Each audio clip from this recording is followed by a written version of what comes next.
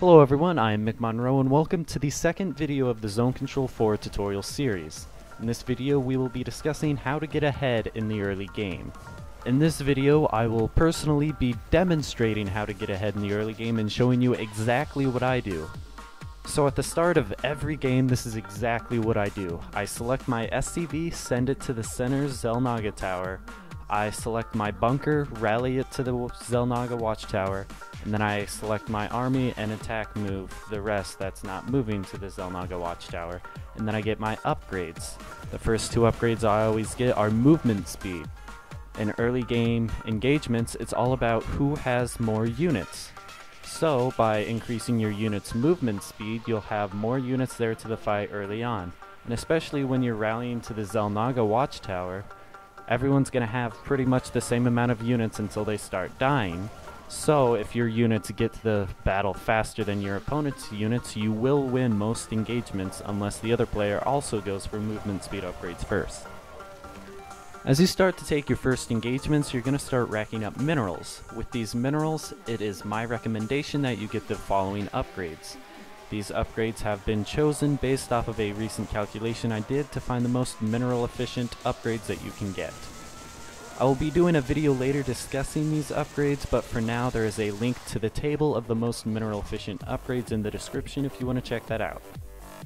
So the upgrades that you should get before your first bunker are as follows: 2 armor, 2 attack, 1 range, 3 regen, and 4 movement speed.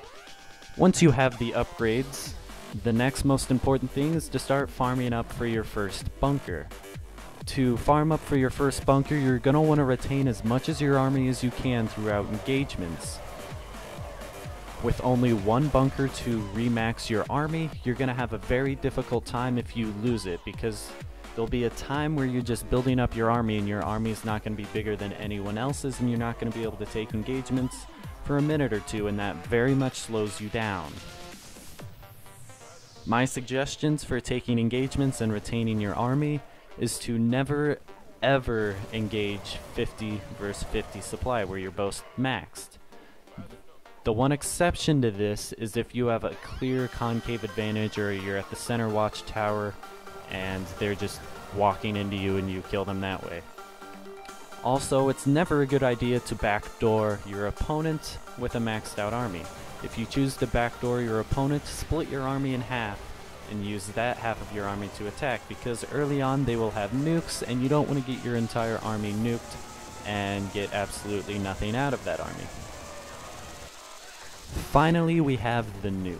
The nuke is probably the most important part of this video, as the faster you get a good nuke off, the faster you can get your first bunker down, and from there you will snowball onwards. A lot of players like to save their nukes for when they need it. I completely disagree with this decision, as the faster you use your nuke, the faster you can get your next bunker down, and then you'll have twice the production compared to everyone else, and you'll be able to pressure and trade armies more efficiently than them. So as far as landing nukes, there's many different ways that you can land a good nuke. One way is to backdoor your opponents and wait for them to come home to defend. If both of them on the same team come back to defend, they're going to bunch up their army, and boom, you nuke them. Another good way is to put your SCV in the center watchtower and just wait for someone else in a different lane to start an engagement with somebody else, and then you can nuke both of your opponents at the same time. Another good way is at the beginning of the game, if no one trades and no one does anything and they just all sit at home, you can actually just walk up your SCV and nuke both their maxed out armies sitting back at home doing nothing. This is probably the most hilarious thing that I've ever seen, but I mean, you get your first bunker down faster. Now, as a general benchmark, if you're getting very good trades, you can get your first bunker down at 5 minutes, 6 minutes, somewhere in there. 7 to 8 minutes is starting to lean towards the later side, but that doesn't mean that you still can't win. That's all we have for this video. If you enjoyed, please leave a like. If you have any comments, there's a comment section down there below for a reason. Don't forget to check out the description if you want to check out the mineral efficient tables. And that's all I have for you, so I hope you enjoyed, and I'll see you next time.